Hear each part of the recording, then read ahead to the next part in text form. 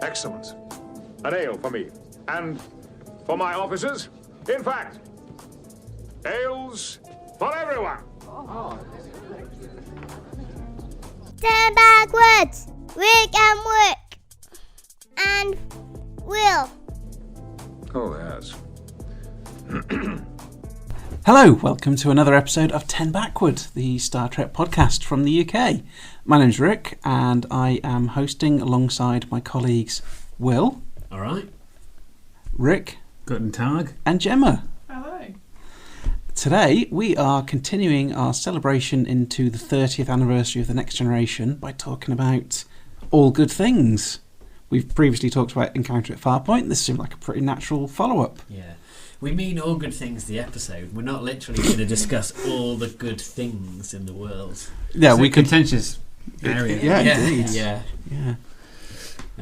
So we're kind of bookending TNG, I guess. Yeah. We are, indeed. That was kind of the point. In fact, frequently we said in the Encounter at Farpoint podcast, how good is it to watch Encounter at Farpoint and then all good things? Yeah. It's like you don't have to watch the 7 seasons. Yeah. Yes, indeed. We just skipped incredible seasons. We skipped 170 plus episodes just to cover these, the pilot and the finale. So yeah, what do we think of all good things? Well, it starts with Troy and Worf. They're on a date. Yeah. I think they've gone to a Black Sea holiday program. And it's nice to... I have to admit, I always like it when you get episodes where Worf acknowledges his human upbringing in Russia, or like Belarus, maybe I think it is, where he... Minsk. He says that a lot, doesn't he? There's a great Space Space Nine, Nine episode where he just keeps saying Minsk. Have you ever considered Minsk? Yeah, I think it's the Deep Space Nine finale. In fact, when O'Brien is wondering where he's going to live when he moves back to Earth, Minsk. Oh yeah. and everyone's suggesting stuff, and he just every time someone suggests something, he just goes Minsk. Minsk. Yeah. So Troy and Worf are on a date, and then Minsk. Picard turns up, and he's a bit kind of... Minsk. He's a bit bamboozled. He's by living in his dressing gown. Literally, his jammies. Worf is about to get some smoochy times with Troy, and outruns Picard, smooch blocking. What year is this? I think he says. He does. What's the date? What's the date? Oh, the date. What's the date? And he kind of says that he thinks he's been jumping around in time. And they're like, what? Roll credits. Mm-hmm. I immediately, this ties into some of my favourite things in Star Trek. Ties into my trope of where one character goes mad. Dressing gowns. Which we have established is not actually a trope. It is a trope. It is, but Will just highlighted it really badly. Yeah, and I didn't choose any examples that worked. But actually, All Good Things is the perfect example of that. And also, this is a bit of a tease that there's going to be some time travel involved. Sit back on my seat and prepare myself for a treat. Mm-hmm. It's my reaction to that tease. yeah, I feel watching this is like everything they've learned for 7 years of making Next Generation has all been put into good use here. It's like they've taken every single lesson they've learned and developed the best possible culmination story, I think. I think you're right. I think we get a bit of everything for all the characters. Yeah. Yeah. There's a clever sci-fi concept, and it's a time travel one. It's quite a novel time travel one in the way it's done. They give Patrick Stewart a lot of screen time. Gates McFadden as well. Considering what you were saying about in the Insurrection episode, where she's royally generally in the TNG movies where Gates McFadden is put to one side almost. It's completely sidelined through the movies, and it's in all the frustrating. things, like she has a really important role, and I love seeing her as Captain Picard, I guess. Yes. Yeah. It's a high stakes story, like literally all of human existence ever is on the line. Q's in it. We call back and culminate the trial storyline. We bookend the whole series.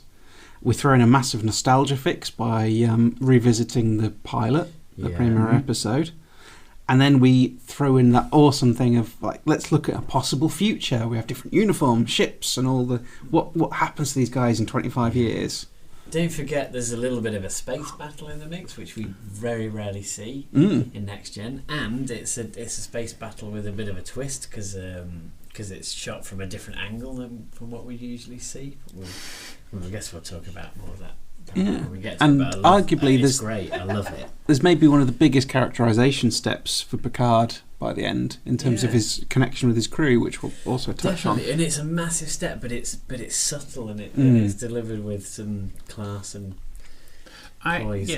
I think this episode, the thing this episode does well is that it gives the audience a good idea of what the protagonist is going through. So Picard is essentially jumping through time, 3 points in time specifically: present day, which for us is the future, the beginning of his time on the Enterprise, which for us is still the future, but and then the future, which is the future.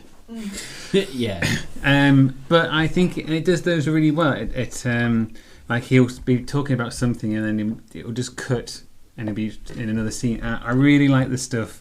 I think my favourite period is probably the future stuff, where he starts off and he's just making he's making his bloody wine. Bloody Chateau Picard. He's making his Chateau Picard wine, and he's like he's got a beard, and he's kind of he's just retired, and he's tending his vine. He looks like he's having a grape time. Okay. And also the thing I was thinking is this is what Captain Picard would look like kind of now if we were going to set a series that block of time ahead of when TNG finished.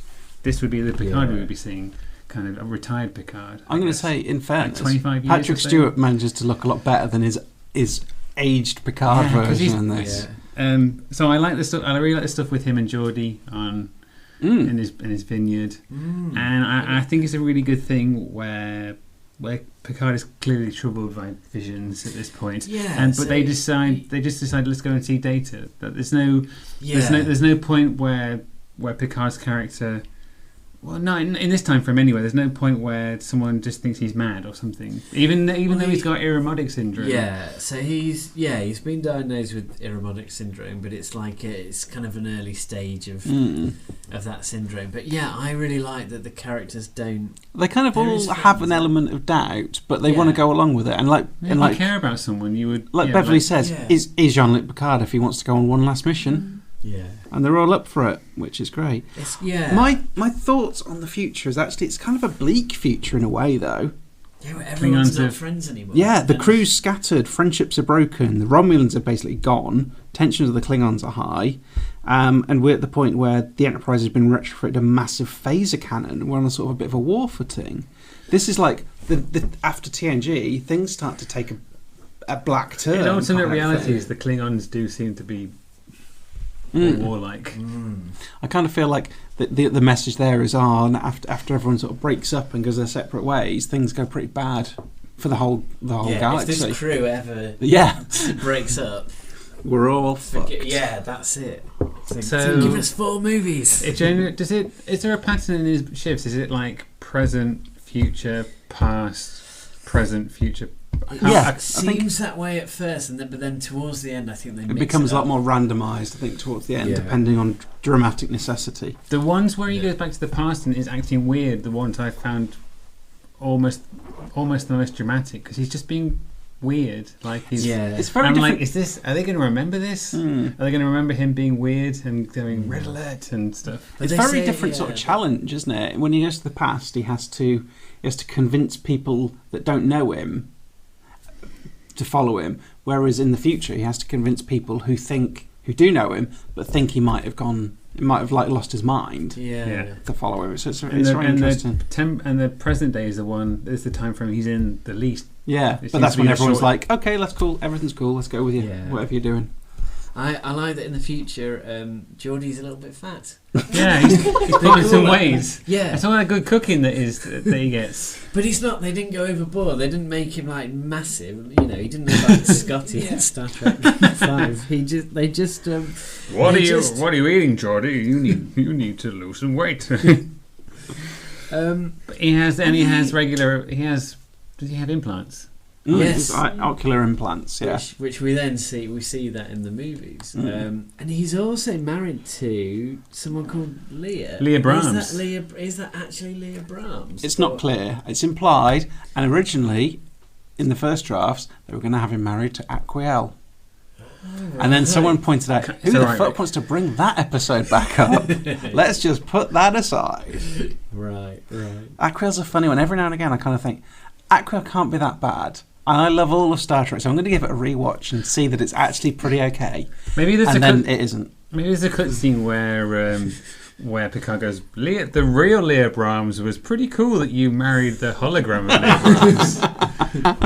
I was surprised because I would not like that. I imagine Geordie does literally live in a holodeck with his holographic wife. Everyone just humours him because the real Leah Brahms was cut up mysteriously, and we all suspect Geordie, but there's no proof. So in the future, the talking between Picard and Geordie, essentially they decide to go and see Data, who's in futuristic Cambridge. He's in futuristic Cambridge, but he still has a cockney maid. Yeah. There's a great bit where she offers him some tea and he says, Tea? Earl Grey, hot. Of course it's hot. What do you want in it? Nothing. "Course it's hot. What do you want in it?" I don't know. These bloody androids asking for tea and all sorts. Go blimey! Go blimey, Governor! Coming in here. You know what I was thinking? Ordering up to course it's bloody hot. Maybe the cockney maid is an android, and Data's just programmed it to be like built her, yeah. I do like the bit where 1001 101. I don't know what it means. It's just bloody numbers. that would top the thing about his hair making him look like a skunk. Yeah, looks like a bloody skunk. What did you think about the cockney maid? I thought she was fantastic. Was she the same? As the housekeeper in Time's Arrow, who was in the past? Oh, that's kept coming around to Mr. Pickard for the rent.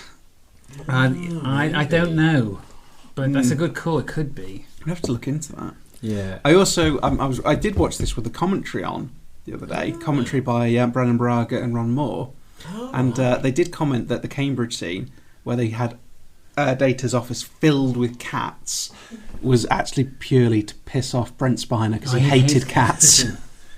Oh bloody hell! This office bloody reeks. Yeah. I ain't clearing up all this cat shit. Bloody androids. My time of life. Oh no, wait, I'm an android. What am I? I'm confused with what we've established in this sort of head canon of this mad scene. We're going into Blade Runner a bit. Oh yeah, are we? Do I dream of sheep? Does that mean I'm an android? I don't mind as long as I'm dreaming about sheep and not bloody cat shit.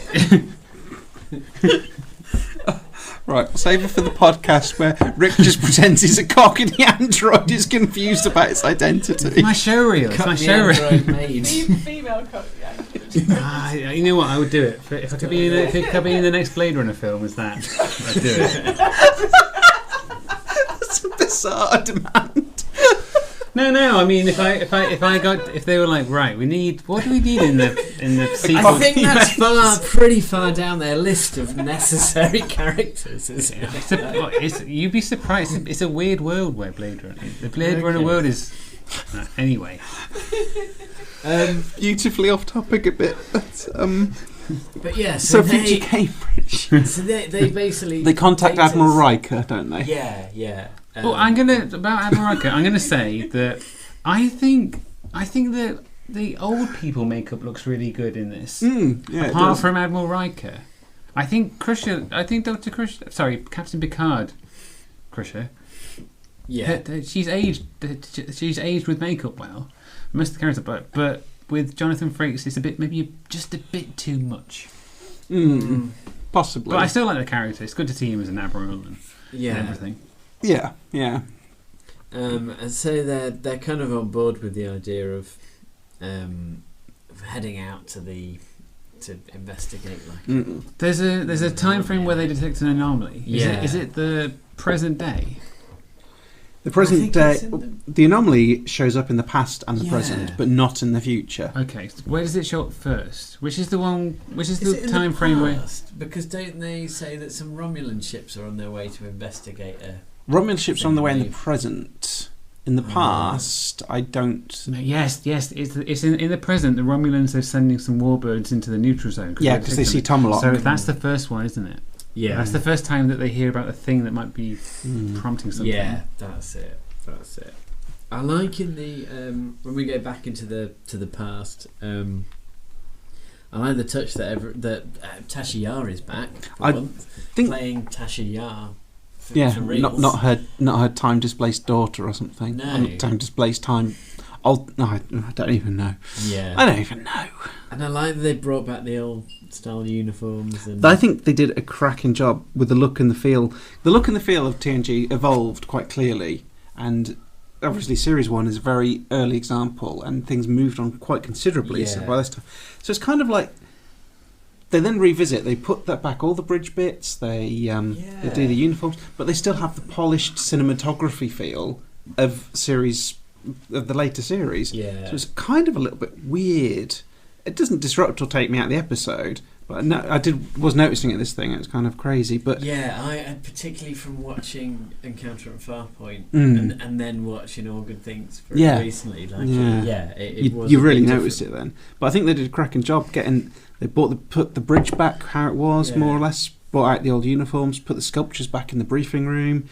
Having Tasha and O'Brien there. Yeah. Data's babbling. Yes, about burning the midnight oil. That was a a proper classic Data scene. Also, igniting the midnight petroleum. Yeah. I like that they have space storage boxes. And this is, I don't know why, but this scene really appealed to me. They're loading stuff onto the Enterprise, and they've got these kind of plastic storage boxes that I think everyone's got with the folded lids, but they've got like a little Starfleet emblem on the side. Space luggage as well. Like whenever someone's going somewhere, it'd be like a really awkward kind of like polygon, like sparkly luggage. Yeah, it's the future. I like that. Shapes are different. It was also great to see Troy back in the scant.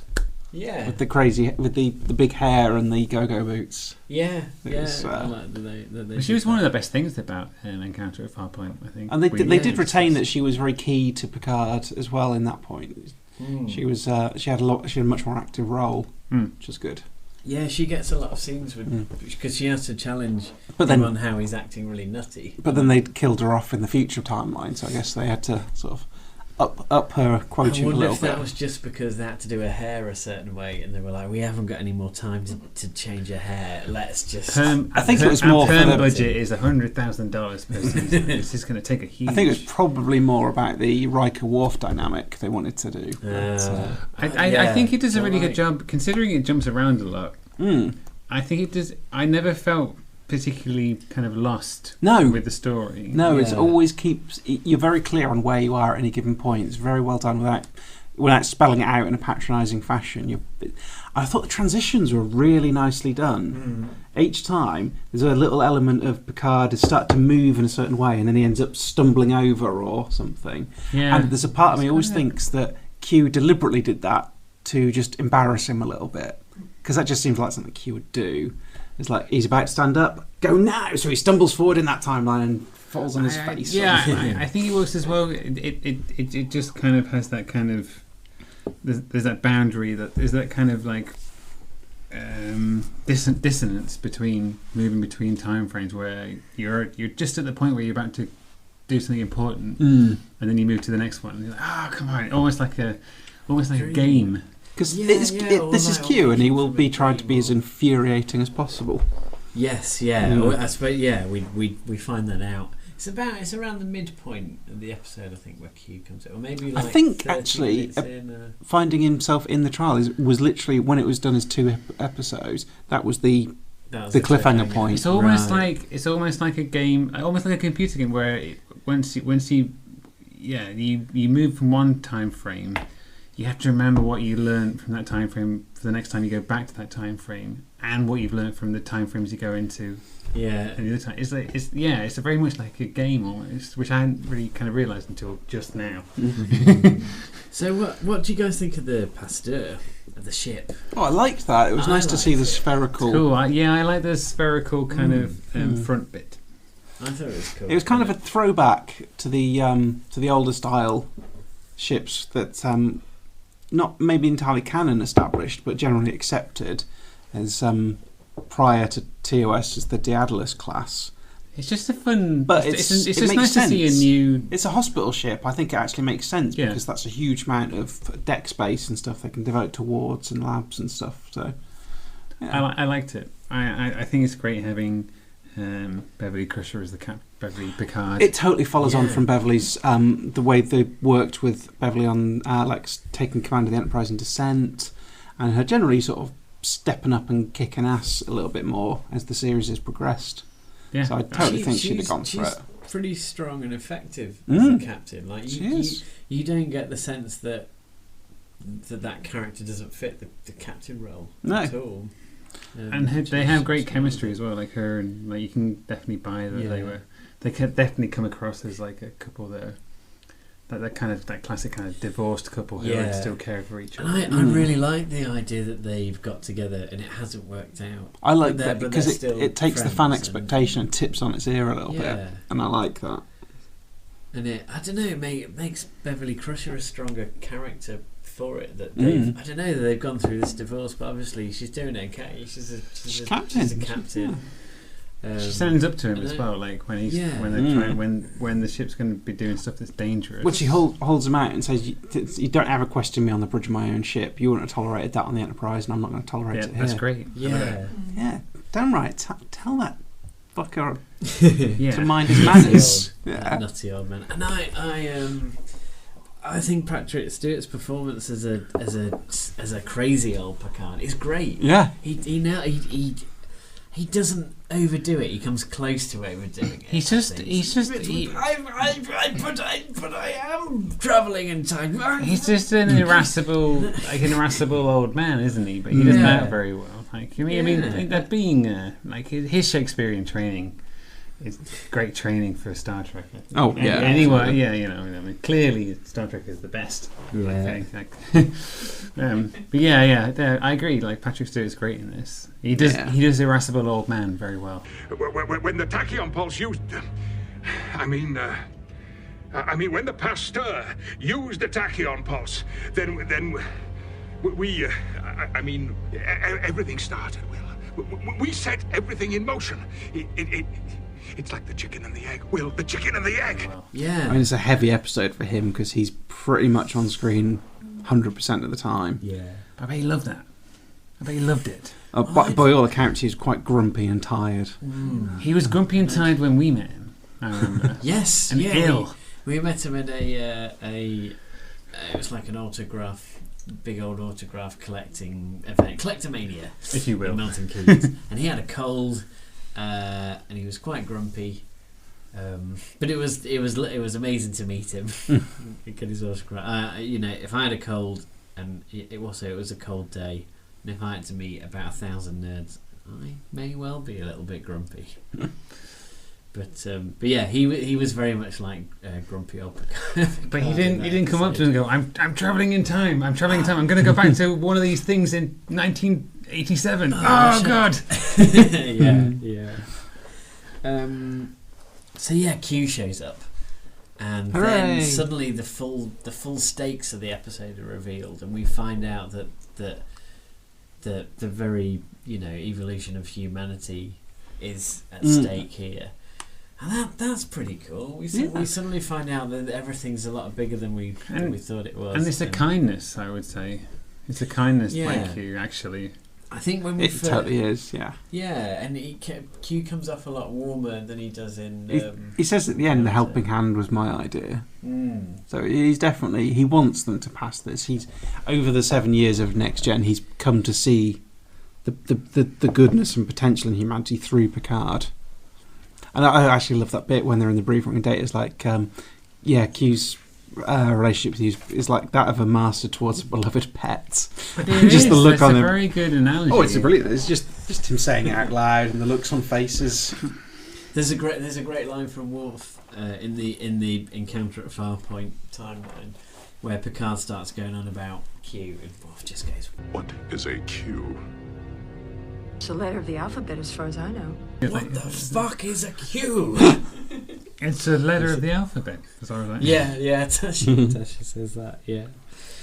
What the fuck is a Q? he doesn't say that. If it was Discovery, they would have thrown in an F, I reckon.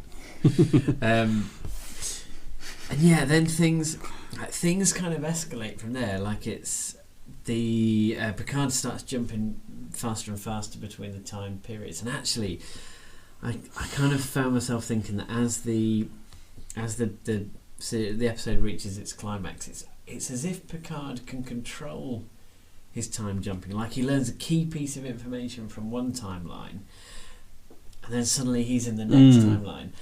And I've seen this. I've watched this episode many times because it's one of my favourites, but it's not something I'd noticed before. I think it's just a bit of dramatic license. I think it is.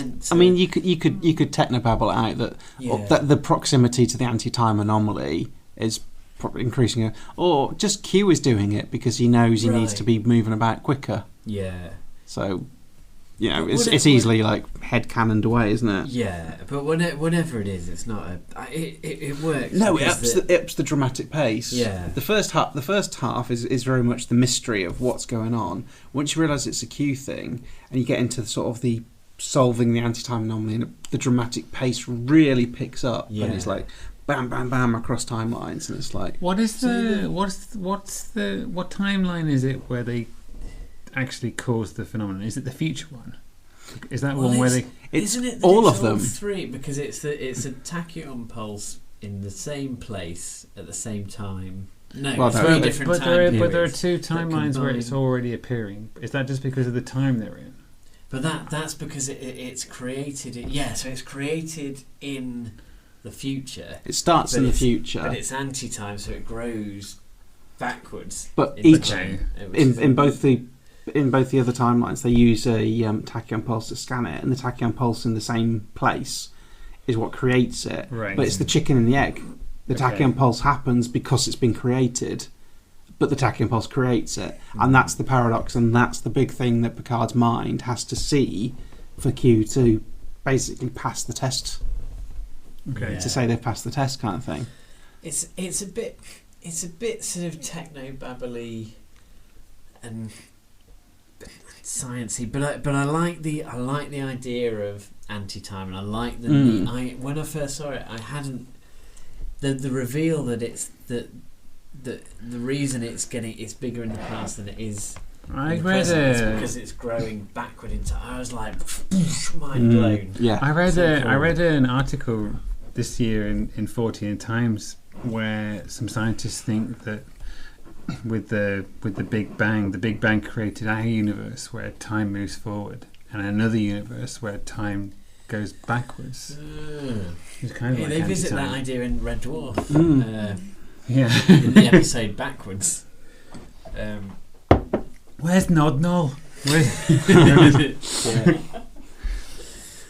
Listeners, if you haven't seen the episode of Red Dwarf titled Backwards, go and check it out. It's really good. Yeah, it's good. So many segues tonight. Yeah. Not the segues that you can ride on, the traditional segues. No, we'll save that for the Segway podcast. It's another segue.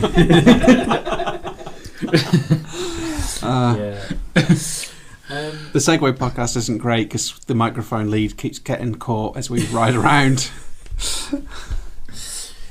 So I guess Q is the only being that can see the thing that's been created and fix it, right? So it is a thing that needs to be fixed. It's not a... Well, but it's a thing that wouldn't have been created if Q wasn't making Picard jump in time. But it's a thing that wouldn't be... true. Yeah. Or would it be a thing that wouldn't be fixed if... It's both. No, it feels like... I guess Q's kind of created the problem by putting Picard in the position where he could create the problem. So okay, And so then yeah, Picard has so to it's like another resolve test, it. but it's a test in which Q wants Picard to win. Yeah, But he's I also think- caused the situation for Picard to make the problem in the first place. Right. But he's rooting for Picard. Yeah, or is Votes he? him out. No, He's he basically So created the whole situation. So, yeah, it's like he's like taking your beloved dog to a dog show that you've already taken them around the course. Is So it? yeah. So yeah, if you But also your dog's through time. pooped the course because you've taken him to the course. And everyone's really cross And you've put too about much that. air in a balloon.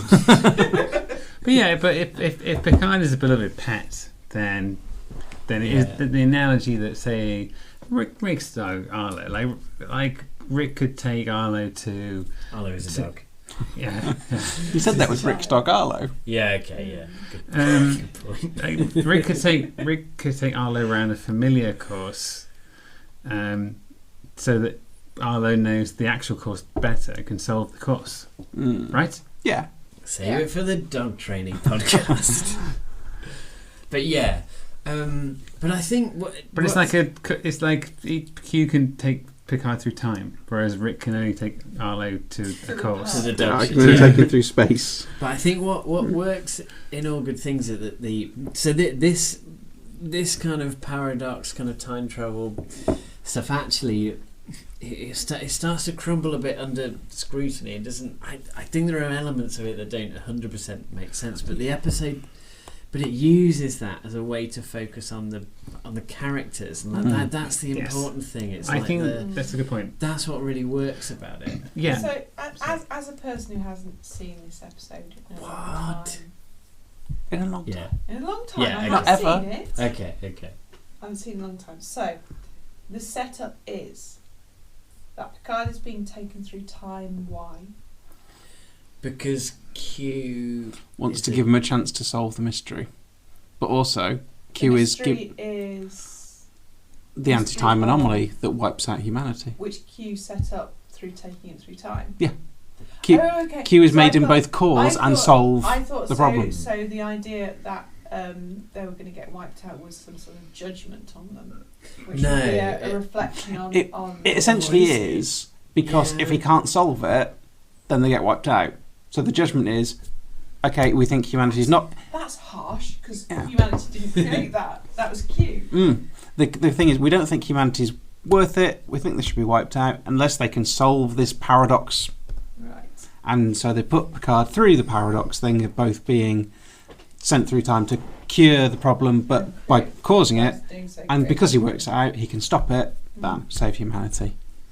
And if you couldn't sort I it, think this is a good story. It's a great story to have as a finale, because if this story was earlier on in Next Gen, it would probably have like a guest characters, or it probably wouldn't be the ensemble piece. No.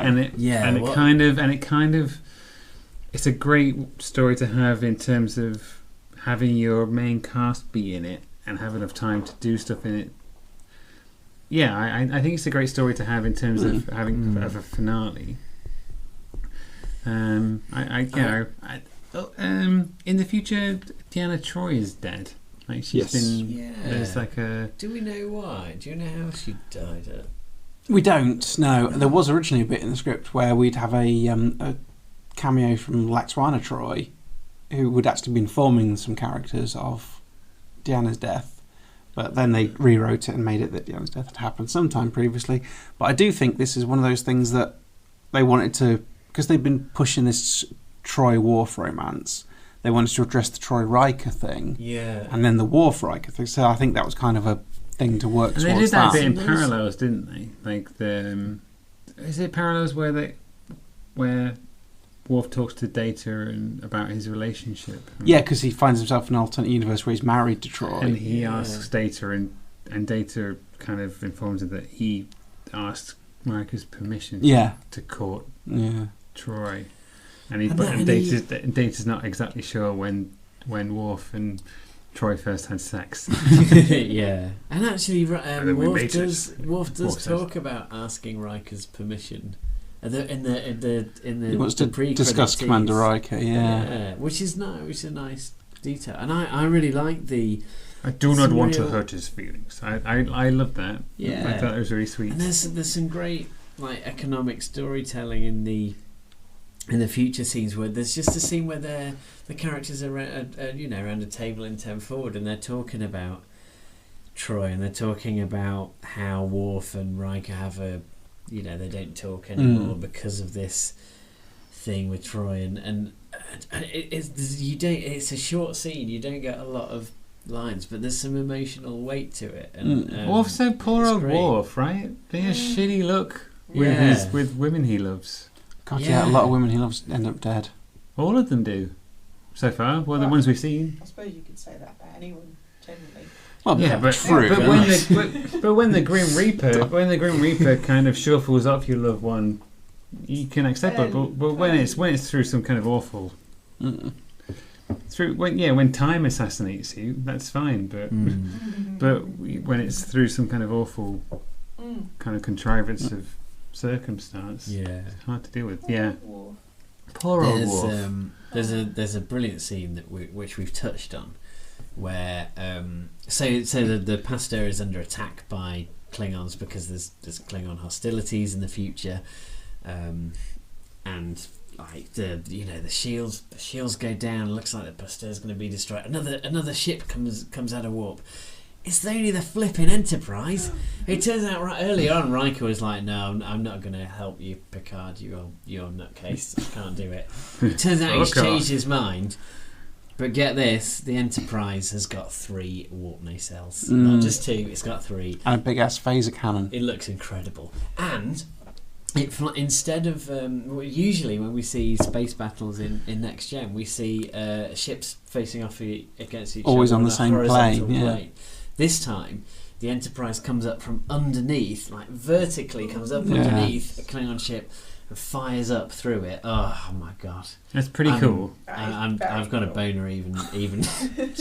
It's a great effects sequence, and it's amazing that I'd read that I don't know who it was. It was maybe it was Ron Moore who wanted to have a battle like this, but every time he was told, "No, we can't do it because in the history of Star Trek, ships are always on a horizontal plane." And finally, because it was the last episode, someone was like, "All right, okay, it's the finale. Yeah, we'll do it. We'll have a ship coming up from underneath. Why not?" But it's cool. It's so cool. Yeah. And It looks it's, amazing. It's a short. It might not be just one nacelle. It could be 2 smudged together to keep the even number. What is? Oh, yeah. Does the amount of nacelles increase the amount of power? Does that actually? It increases the amount of awesomeness. Because Dr. Crusher says that their ships can go to warp 11. Warp 11? Warp 13 is mentioned. I mean, as warp 10 is infinite speed, you assume there's been a recalibration of the scale at some point. Or But maybe, no, maybe Crusher was just bragging.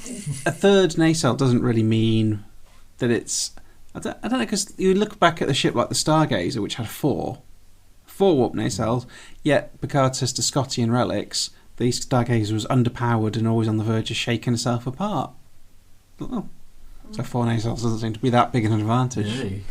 So, I don't know. Disadvantage of anything. Maybe it's just that the 4 nacelles is good, but it requires a lot of maintenance. Like it's powerful, but it requires a lot of looking after. And if you're not going to look after it, then that kind of ship is going to just Don't deserve it. like the Defiant. The Defiant is powerful, but it almost shook itself to bits, didn't it? 'Cause it's so powerful. Yes. So maybe that's why the Stargazer is like that. 'cause it's- Actually, thinking about it, feels like 3 warp nacelles on a ship would be like, if I saw that in Discovery, that might be on my list of nitpicks. But because it's in Next Gen, in an episode that I love, it's a positive. For some It's just reason, cool. I think Like, that they should be balanced out. Like even numbers. You should have even numbers. Yeah. I think Gene Roddenberry always said that nacelles should be paired. So. You do get the sense of. But that then, should to be be fair, it's just cool. 3 nacelles is cool. as this, Like having as 3 nipples, right? You I'm not told saying yourself that. 3 nipples I on don't- 3 nipples on 2 breasts, or 3 nipples on 3 breasts. How about 2 nipples on 2 breasts, but then a 3rd nipple in a special place? So Nipples. wait. That's too much. Wait. On your arm, like Wait. You said 2 nipples on one breast. 2 nipples on one breast. do One that. nipple and not a breast. So it's like one breast with no Sorry, I'm nipples. confused. Let's go back. What are we saying? You said 2 nipples on one breast, one breast with no nipples, I and then a think nipple somewhere You didn't else. say anything about breasts with no nipples, surely? He The implied important it. thing is that the Enterprise has 3 nacelles in the future no nipples. and no nipples on any of those nacelles. Nipples and nacelles are similar words. Yeah. I think it looks cool. And it's a great scene where it turns up and the old getting the old gang back together. I loved it. I thought it was They originally amazing. were going to plan a story where they would actually steal the Enterprise.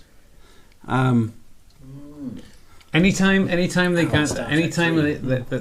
the old gang kind of moved their story forward, I was like, yay, they're doing that. Yeah. So cool, yay, Riker and Worf are friends again. Oh. Yeah, that's it. But I think that's a part of the Next Gen crew. They just do become like your friends in a way. So Picard resolves the situation by, it's a big old technobabble solution. In fact, Q takes him back to the beginning of life on Earth. Yeah, and he sees that the anomaly is gonna prevent evolution, and then he's like, "Oh, I get it." So It's a big. it's happening in the future, right? And then Geordie comes up with some kind of something about like creating a warp shell around the A static warp shell. and then they all have to fly into the. There's a sequence where it's like a solid sort of 30 seconds of liquid technobabble, and I've got to edit that. I've got to get a clip I've of shut that. off the tachyon pulses in the other 2 time periods, but it hasn't changed the anomaly. It remains unaffected here as well, sir. What do we do? Well, the only way to stop this thing is to repair the rupture at the focal point where time and anti-time are converging. It's just thick techno, but it's basically Yeah, Data, that's right. And the shell would act as an artificial subspace barrier separating time and anti-time. Collapsing the anomaly and restoring the normal flow of time, but this would have to be done in the other 2 time periods as well. absolute bollocks. Nothing Like about ghee. it. It's like ghee. But you're so invested in the episode at that point. Fine, you're on board with it. Yeah. So why don't they just not do the thing that made the They bad can't thing because they've already happen? done the thing. But No.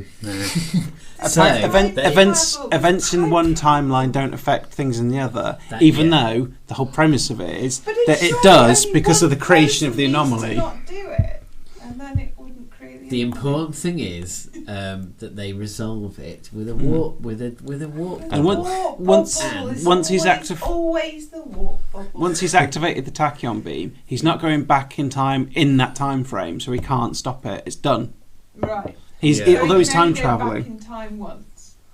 Well, no, it's that the earlier time frame is from a universe where I don't know. I'm only And, vaguely paying attention. So When he goes back to say the past timeline, yes. events in that have no impact on what anything that people remember in the present or future Right. timeline. That Even is though established in a meeting that they have. that and they talk it said about events it. in one timeline don't affect the others, although they do because the creation of the anti-time anomaly is an effect from all 3 timelines. Yeah. But that's So it's not. But the internally past and the inconsistent. future are either the past is an alternate version of the past, and the future is something that hasn't happened yet. So, the present is the only one where.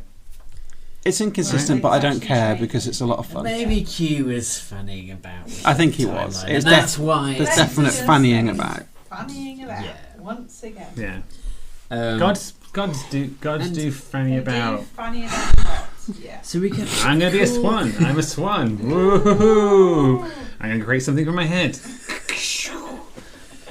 So we get listen.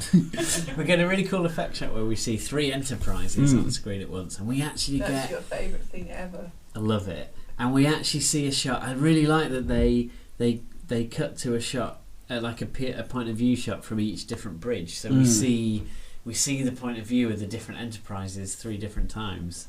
Oh, I love that. I love that they did that. I love that detail because that must have cost them a bit to do that, to shoot those models from different angles. And then basically the ships they do this warp bubble thing. That all the Enterprises blow up because of the pressure on the engines. But then Picard finds himself back in the trial, and it turns out he's won the test.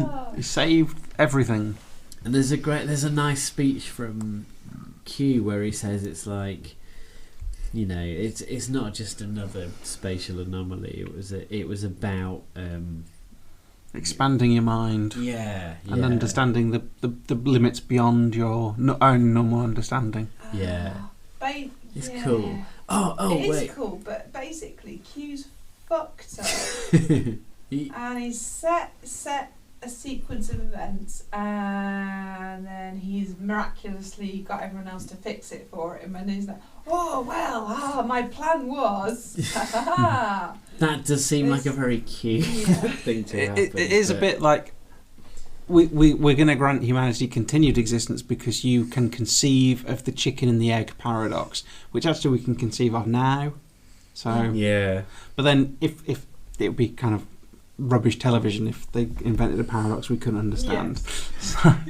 Actually, one thing I'd missed from my notes. There's a great bit where speech gives a Picard. A Picard gives a great speech in the he gives great speech in the Encounter at Farpoint storyline in the past. Effectively, he has to convince the crew to go into this anomaly and do the warp bubble thing. And he stands up and does a great speech about how he knows what this crew is capable of, and how how important they are, and how they can do this. The finest crew in the fleet. Yeah, and it's really well delivered, and it's. I was convinced I'd fly into an anomaly, blow yourself activate up. my warp bubble, and blow myself up for Picard. We should have a thing of which captain you would follow into hell. Picard. Yeah, Picard. Yeah, Picard. For sure. Yeah, I would follow Picard. Kirk as well. Not Kirk. Maybe I would. Depends what we were doing. What about Janeway? Well, Janeway's all about the. It's all about the family, isn't she? She likes coffee. You know that she would have. Yeah, I like coffee. If you were on her crew, you'd know that she's got your. Yeah, she cares about. I like all the so captains. I have to admit. Cisco as well. I follow Cisco. None of them are unlikable. And they did all the captains in the various series definitely have a sense of. But Picard definitely is the one. Kirk is too. He'll just run into hell for the hell of it. Well, I think weirdly, I think Kirk is a character who. He's always troubled by being a captain. I think he's more troubled by what it involves. Like in the original series, I get the sense that he's kind of the burden of what it is to be a captain and what it involves actually troubles him. Perhaps troubles him more than it does someone like Picard, because Picard's more. Yeah, he's very moralistic, isn't he? Yeah, if I'm feeling, I like the thing he's saying about Janeway in the sense of family, and Cisco, who's very much the builder and will look after people. Those are the guys who are going to have you back. I don't care if Kirk feels really bad about the fact he got me killed. I'd rather he didn't get me killed like the others were. Get you killed and then feel bad about it. Cisco wouldn't. Look at the red shirts, man. Yeah. There's a reason for that belief. But people because he gets a lot of people die killed. in Next Generation, though. Into hell, would he? Cisco would go into hell himself, but he wouldn't take anyone. And I get that sense. I think people on the Enterprise D would die, but it's just that in the Next Generation, it's not a series where that's the thing. Yeah. So that's why I want to be with the captain who's on the series where being killed is not a thing. But Rick, stop clicking that pen. Sorry. It's okay. It's a thing, though, isn't it? Is it in Next Gen? Is it we're going on tangents again? Crew do get killed, but not as many as like all the red shirts on. Tasha Yar, which is a classic case. In lessons, lots of people get killed. There's like 8 people get killed. Yeah. That's I've watched that episode for an upcoming episode of 10 Backward. Anyway, so how we about- should, what I about think the- we Hang should on, finish weren't we this. talking about all good things? Let's finish up on the things because my favourite. I have to think. I have to admit, my favourite bit of All Good Things is the final scene the poker scene with the poker game. I think that's really it's just brilliant. Yeah, like it's it's genuinely heartwarming and really really fitting and well done. Yeah, absolutely. And it's tough because All Good Things has to end. It can't end things because at this point they were writing the script for generations, or in fact I think they finished the script. I think they were filming the Enterprise B scenes. Yeah, Ooh. yeah. So, like you're facing an issue where how you've got a season finale, but you can't finish the show because the crew have to go on and do another thing. So I think the poker scene was the perfect way to bring some sense of closure to the show without actually closing or resolving anything. And it's Picard finally joins the crew in their poker game. Such a small character thing. He says, "I should have done this a long time ago." Yeah, and the delivery of that line is just perfect, and it's. And then Troy says, "You were always welcome." You were always welcome. Oh, it's beautiful. And then he says, 5-card studs, nothing wild, and the sky's the limit. And the camera pulls up, and then we get an exterior shot of the And then you're like, it's yay! It's amazing. It's one of the greatest moments, but it's so subtle. It's so low key. There's nothing over the top about it. It's even hard to describe why that scene's so effective. Also, you but had it's just to brilliant. know the characters, and you had to know the series to understand the impact of this. Definitely. Hugely, yeah. But I think if I was Picard though at that point, I wouldn't have said the whole 5 cards. I would have said, I don't really know how to play poker. Can we play? That's why I've not. That's why I've not come before. Maybe I have no idea. when they're playing poker, he's under his relaxation lamp, just learning the poker. Yeah, he's been Maybe. 7 years learning. How about Now he's going to hustle and him. come back to mine and drink some of my Chateau Picard. You and that bloody Chateau Picard. It would have been great if you'd have sat down at the table and been like, right, you guys are all heading to the brig. Gambling is illegal. I've been on to you for a while. I can't believe you've been brazenly doing this. Yeah, or You're all at least fired. Or Data would have dealt, and Picard goes, What's this mean? What's this card? So if I put What's this the down and you what's have the another one circle? that looks the same, that's a snaps, right? Ah, this is why we didn't fucking invite you. You're always like this. Because I don't understand cards. Oh, yeah. Why don't we talk about Gilgamesh? Shut up about Gilgamesh, Picard. Or Play some Shakespeare. flipping poker. I'll Captain Picard and Beverly Crusher together in the current timeline because they kiss, right? It's kind of left a little They bit kiss. open. But they But press that's the reset yeah. button, don't they? Because it all goes back to when he comes out of his pajamas and stops Worf but kissing. they kiss in the present timeline. don't they? Oh shit, yeah, they do. But they kiss in the present timeline, but he comes out That's in just his. in Rick's head. He comes out of his pajamas. He runs out. What's the exact date? He's out of his pajamas. Well, if your pajamas have got a fly, then you can come out of your Okay, pajamas. you can. Oh, the HD remaster. See, So everything. yeah, okay, so yeah, Absolutely right. so Picard and Crusher kiss, but it's ahead of the time that gets reset. Yeah, Yeah, but but I don't think there's a massive stretch to get there. No, After the way they play That's what she said. but it's a shame that they Just has to don't- come out of his pajamas. It's a shame they don't do anything with the Picard and Crusher relationship No. in the movies. They just forget about it. Yeah, that's a frustrating. shame, 'cause But in a Really movie, were. in a that's not what you want from a Star Trek movie, though, is it? You want Yes, that's action. what I wanted. Oh, well, I wanted yeah. Picard and Crusher You to want- get you together. just want your little I guess they don't want to. They don't want to romance. isolate. Yeah. They don't want to like people who aren't familiar with the characters. They don't. Yeah. They don't want to They've- shut them out. They've It's literally gotta said be- they didn't want to isolate Picard as being from. They didn't want to have him ruled out of romantic Right. plots in the movies. So we can hook up with an Idge in I know. It's like having a boy Insurrection. band, isn't it? You don't want them having any girlfriends Yeah. because then people can't fantasize. Exactly the same with a 50-year-old star. Yeah, come on. We all know someone in One Direction was going out with someone in Little Mix. You can't pull the wool over my eyes. I don't know what those things you said were. They've got some good songs. Oh, Rick, you are down with the kids. Yeah, I am. Well, I think we finished, and do you know what? This podcast has come in at just under an hour. That is Ooh. Perfect. maybe a record for us.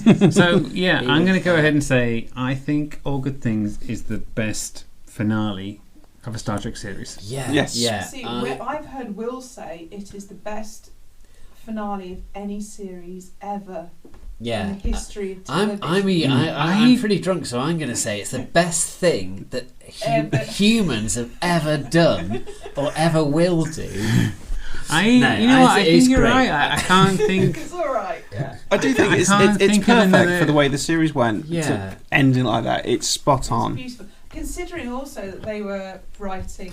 That's it. This is another Well, thing we haven't touched on. They've later It's- said they know which came off better, and it wasn't Generations. Yeah, but it's amazing that All Good Things came off as well as it I know. did. Because Considering they did because- All Good Things, it's weird that they had. It's weird that they went with the story like Generations. It plays in, well, presumably they had to go with Generations. It plays into the constraint is, it really helps art. that pressure and not having a great budget, not having much time. You have fuels only something a story. great It and- narrows down storyline you can Yeah. go with. It really, yeah. And from what I'd read about they were really focused on the Generation script because it was a movie script, so there were rewrites, and then in the background they were like, oh, I've got to write a bloody season finale for TNG as well. That's what happens They sometimes. just- And sometimes when someone's under pressure, they do their best work. Yeah. They so and season 7 isn't always regarded as the best season of TNG by a long stretch, and somehow they pulled out an incredible episode. It's got some low points, but nothing too bad. No, I think it's good. I've got written here that there may not be such a thing as the perfect episode of Next Generation or any Star Trek, but this is about as closest as we will ever come. Yeah, I think it does. It I'd agree just with that. caps the series beautifully. Everything just works in this one, I think. Yeah. You could pick faults. You could say, oh, in the first series that colour wasn't quite right or stuff, but I don't care to. Nothing in this is going to take me out of the beautiful flow of the mystery to the to the solution, to the drama. It just works. Yeah. Everything pays off. As I said at the beginning, everything they learned in making TNG for 7 years just all is put into practice perfectly. And Q also comes across as like a more interesting character. He's not just the kind of trickster being. Yeah, he's a bit more like he's in say Tapestry, where he's trying to help Picard in a obtuse sort of way. Yeah, But- you're right. Definitely. But yeah, and I agree. I think this episode's got everything. It's got everything that's great about Next Generation, and none of the other series quite managed to match a finale like this. In fact, Voyager rips off a lot of elements of this finale in terms of jumping forward into the future and seeing what the characters are like in a future timeline. The finale of Enterprise, less said because it's pretty dreadful. Yeah, yeah. Yes. Indeed. The DS9 finale is decent, but And Again, I the think original it's a series lot didn't really have a finale. No, No, it was denied. I think DS9 works very well for DS9, yeah, but this works perfectly for this. yeah. Let's leave it there. Yeah, I think so. Yeah, I think we've covered everything. haven't we? Yeah, Brilliant. thank you so much for listening. Yes, thank we'll you be for back listening. next time with another episode on another subject, which I think we'll maybe touched on a little bit. Yeah, it's gonna be a TNG based one, I think. Well, Yeah. well, depending on what order we decide. Yeah, so in fact, wait, let's not commit to anything. Yeah. Okay, fair We'll be enough. back with an episode that will be a subject of some kind. Yeah. Take care, Right. live long and prosper, and see you soon. Thank you for listening. Thank you, bye. Bye. I should have done this a long time ago. You were always welcome. So, 5-card stud, nothing wild. And the sky's the limit.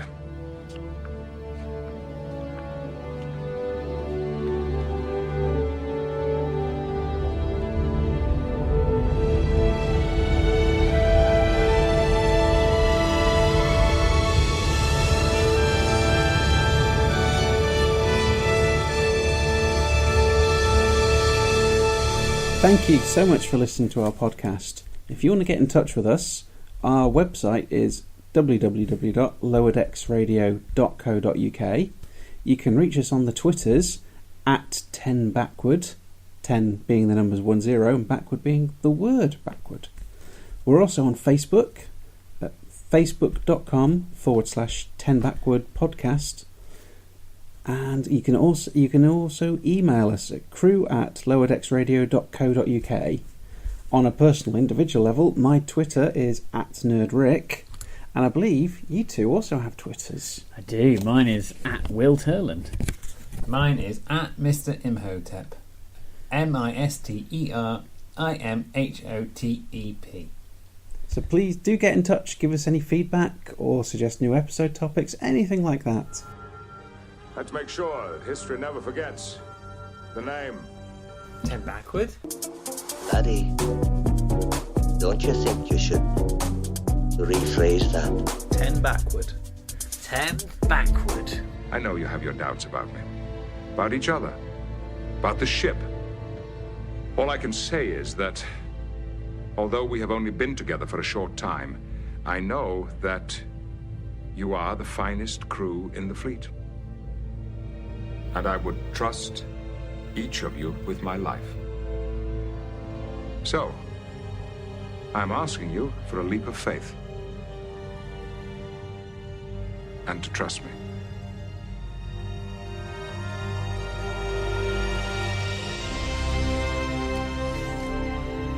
Shields up, maximum strength.